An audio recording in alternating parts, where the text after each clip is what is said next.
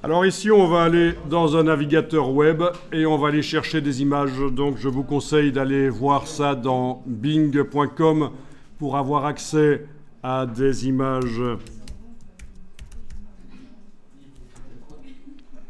Pour avoir accès à des images en haute définition, ce qui est moins évident de nos jours sur Google. Alors ici, on va aller dans un navigateur web et on va aller chercher des images. Donc je vous conseille d'aller voir ça dans bing.com pour avoir accès à des images. Pour avoir accès à des images en haute définition, ce qui est moins évident de nos jours sur Google. Alors ici, je vais chercher des images de chats. Par exemple, vous n'aimez pas les chats, c'est pas grave. Voilà. Je vais dans la partie images. Et il y a plein d'images de chats. Ils sont tous plus mignons les uns que les autres. C'est horrible, j'en peux plus. On va quand même filtrer parce que vous n'avez pas le droit d'utiliser toutes les images. Alors, on va donc demander, en enclenchant les filtres ici dans bing.com, je vous rappelle qu'on est dans bing.com, pour ceux qui seraient dans Google, vous avez loupé l'épisode où Kevin embrassait Jessica, ou l'épisode où je disais qu'il fallait dans Bing au lieu de Google, c'était le même. J'étais juste à côté de Jessica en train de dire ça. Voilà, donc ici, licence, on va indiquer domaine public, par exemple, voire même Creative Commons pourrait passer aussi, mais il faudrait un peu s'intéresser à est-ce qu'il faut indiquer le nom de l'auteur sur la publication, c'est Creative Commons attribution, est-ce qu'on a le droit de modifier, est-ce qu'on a le droit d'en faire un travail commercial, c'est un peu plus compliqué les Creative Commons, donc voilà, domaine public. Les chats, c'est pas ça qui manque. Au niveau de la définition, on peut demander taille d'image au moins 1000 sur 1000 pixels. Comme ça, on va éviter les images complètement floues, avec peu de pixels. Ceci dit, dans Photoshop, il y a un système d'intelligence artificielle qui s'appelle le Super Zoom et qui permet d'améliorer les images. On peut multiplier les pixels de manière intelligente comme on ne le faisait pas avant. Enfin, on faisait déjà dans Photoshop de la multiplication de pixels qui faisait réapparaître du détail, mais maintenant c'est encore pire, encore mieux je veux dire. Donc 1000 pixels sur 1000, que demander de plus? Bon, j'aurais pu préciser ce que je voulais comme chat bien sûr. Hein. C'est logique, hein. On peut préciser. Mais là je ne vais pas préciser. Alors, ça, c'est une solution pour trouver des images de chats. Est-ce que vous en voyez d'autres? Dites-moi. Ben, tu as tout à fait raison. Avec l'intelligence artificielle, notamment ici, je suis dans Midjourney. J'ai la possibilité. Tout le monde connaît? Tout le monde a déjà eu l'occasion d'essayer? Oui? Non?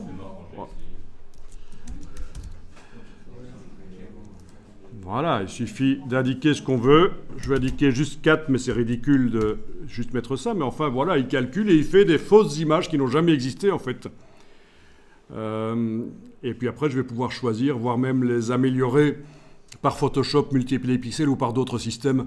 Donc je suis sûr, il y en a certains parmi vous qui sont assez forts en génération par intelligence artificielle. Vous avez essayé, vous vous êtes spécialisé. Hein. Levez un peu la main ceux qui estiment qu'ils sont quand même allés assez loin dans ces techniques. Personne? Une personne? Super. Bien. Et tu utilises quoi en fait, tu dis? Sur un site, on peut directement présélectionner faire tout texte.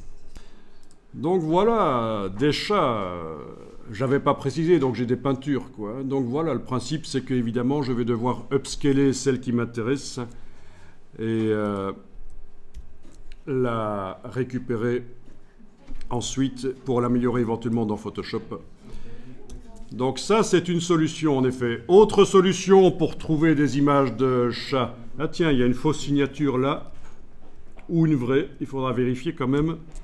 Parce que vous savez que Midjourney, ici, il se base sur des milliards d'images qu'il est allé ratisser partout sur le web, y compris des images médicales, y compris des images pédopornographiques. Enfin, il a vraiment ratissé large. Hein. Tandis que Adobe, son générateur, se base uniquement sur les images de sa banque d'images Adobe Stock. Et donc, c'est pour ça que Adobe, pour l'instant, est un peu moins performant que les autres qui se sont basés sur des milliards d'images. Pourquoi est-ce qu'ils ont fait ça? Pourquoi est-ce qu'ils ont pu? Parce que c'était une recherche scientifique et c'est juste par la suite que c'est devenu commercial. Mais au départ, c'était une recherche scientifique et donc ça, c'est la première raison pour laquelle ils ont pris beaucoup d'images sur le web, quasiment tout le web, au niveau images. Ensuite, deuxième chose qui empêche de porter plainte pour copyright, c'est qu'ils ne stockent pas les pixels des images dans leur système, ils stockent des descriptions algorithmiques des images. Et donc voilà, c'est un peu comme si moi je prenais la photographie de quelqu'un, la photographie est sous copyright et je commence à la décrire sous forme d'un texte. Voilà, des gens qui sont sur le quai d'une gare, la photographie est dans des tons gris, blablabla, et puis le photographe vient m'emmerder. Oui, cette image, elle est à moi, elle est sous copyright, tu n'as pas le droit de la décrire. Donc c'est tangent. Est-ce que j'ai le droit ou pas de la décrire? Et donc c'est le principe dans les intelligences artificielles, ce sont des descriptions algorithmiques. Alors, bien sûr, une autre solution, c'est des banques d'images, notamment Adobe Stock. Ici, je suis allé sur Getty Images. Voilà. Voyons un peu ça. Voilà, des images de chats qui sont à vendre. J'ai juste tapé 4, j'aurais pu préciser, bien entendu. Ah, c'est dégoûtant. Non, pas ça. Ah non, oh non. Oh non, encore pire. Ah non, oh non. Pourvu qu'ils ne fassent pas des petits. Alors, sinon, vous avez Adobe Stock, bien sûr. Moi, je ne suis pas extrêmement convaincu parce que je trouve que les photos, ça c'est mon avis personnel, les photos sont trop retouchées, en fait. Les photos de Adobe Stock sont généralement trop retouchées. Ça sent la retouche, mais c'est bien parce que justement on achète des photos, on veut qu'elles soient retouchées, mais là je suis dans les templates, ça c'est idiot. On va se mettre dans les images. Voilà. J'étais dans la partie template, voilà. Donc c'est des photos un peu de studio retouchées et il manque ce côté naturel, réaliste, authentique. Voilà, c'est ce que je cherchais. Hein. Jean de Florette, authentique. C'est de l'authentique. Voilà. Donc, on va faire une recherche quand même sur des chats et on va en télécharger quelques-uns. Donc, les images de chats. Voilà.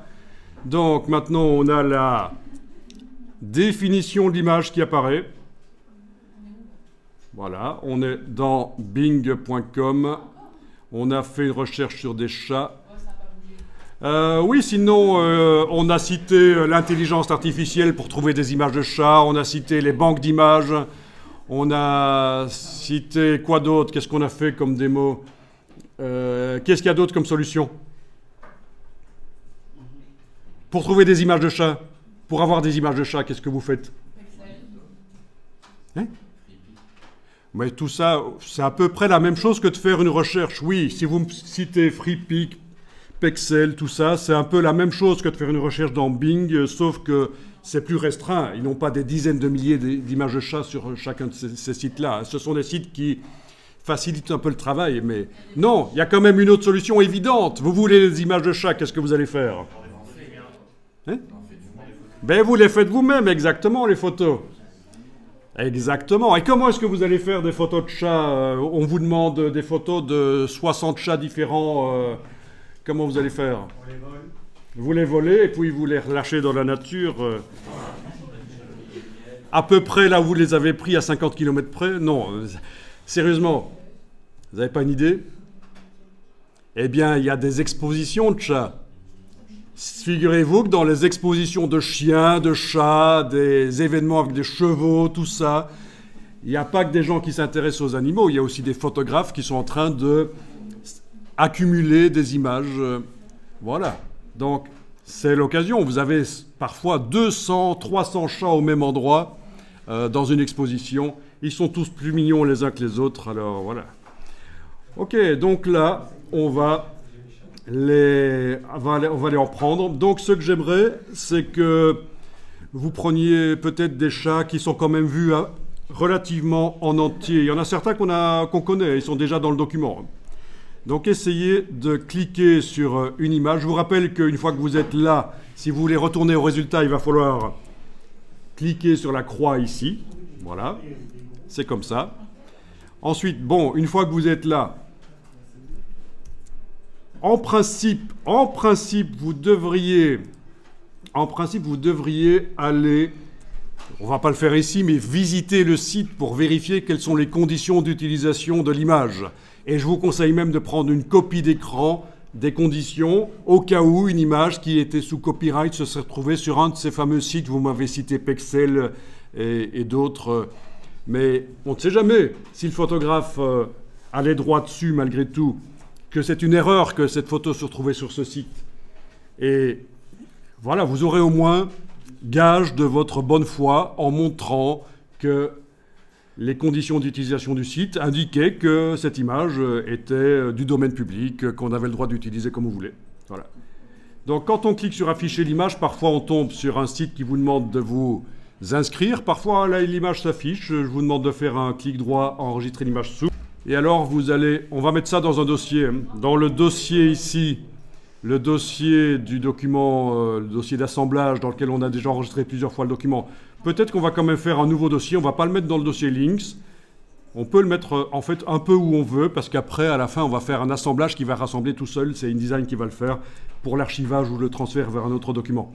Mais donc dans le dossier, moi je vous conseillerais dans le dossier d'assemblage dans lequel on a commencé à travailler, vous allez indiquer que vous avez des photos de chat par exemple. Voilà, c'est du JPEG, ce sera toujours un format web. Donc, le JPEG, c'est un format final, normalement. Ce n'est pas un format de travail, parce qu'il y a de la compression dedans. C'est pas bon, mais je ne vais pas sortir, aller chercher des images de chats, les faire moi-même maintenant. Il faut que j'en ai pour dans les 10 minutes qui viennent. Je suis pressé. Donc, une fois que vous êtes sur la page qui montre le chat en grand, vous revenez sur la page des résultats là, c'est l'onglet d'à côté, vous fermez ce résultat-là et vous allez cliquer sur d'autres et vous allez tester. Je vous en demande, on va dire qu'il en faudrait une dizaine. Mais pas ensemble, hein, des photos différentes. Alors oui, n'oubliez surtout pas de chaque fois cliquer sur « Afficher l'image ». C'est justement pour ça qu'on est dans Bing et pas dans Google. C'est parce que dans Google, cette fonction, à moins qu'on hack Google, il y a des systèmes, mais cette fonction n'existe plus puisqu'ils ont eu un procès avec Getty Images qui les empêche d'avoir ce bouton-là. Donc, voilà. Ça va être difficile, mais on ne vous demande pas qu'il soit joli ou qu'il soit, ou qu'il parle néerlandais ou quoi. Hein. Vous prenez les chats qui viennent.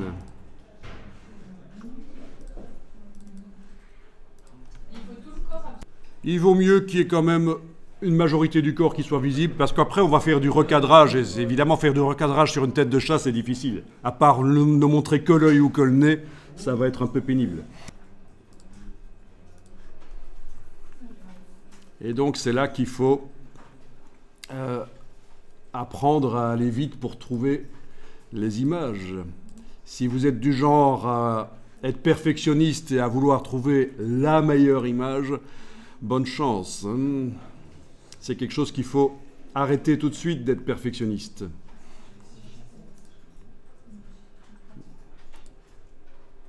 Il lui manque un œil à celui-là.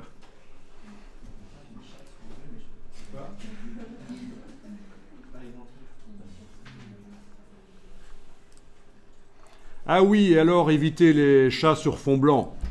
Il vaut mieux qu'ils soient en décor, c'est mieux. Dans leur décor. C'est grave si leur corps est un peu flou. Le corps est flou. Le corps est flou. On arrive quand même à compter les poils. Non? Mais non, ça va si le corps est flou. Hein. Ah!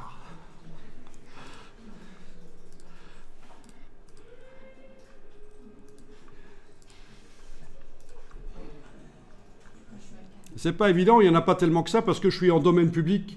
C'est assez restreint finalement.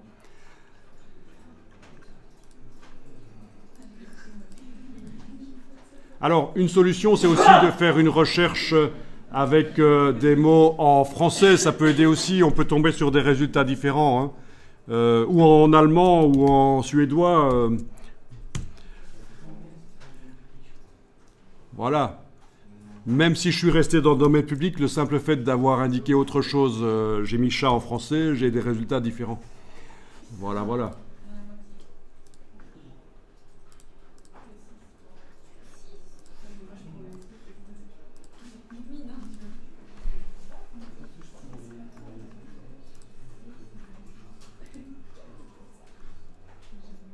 Ok, voilà l'exemple d'un site où ça ne me permet pas d'afficher l'image en grand. Et donc, il faudrait que je m'inscrive et que je puisse télécharger. En fait, il se trouve que je suis inscrit, je pourrais télécharger, mais bon, je ne vais pas le faire ici.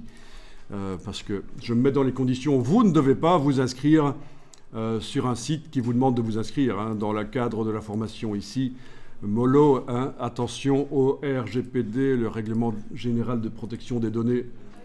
On va éviter de vous demander de vous inscrire.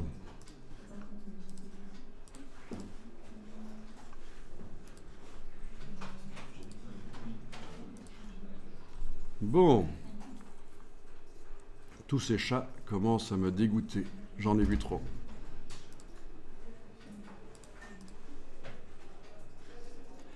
Ok, là j'en ai plus que 10. De toute façon, c'est bon.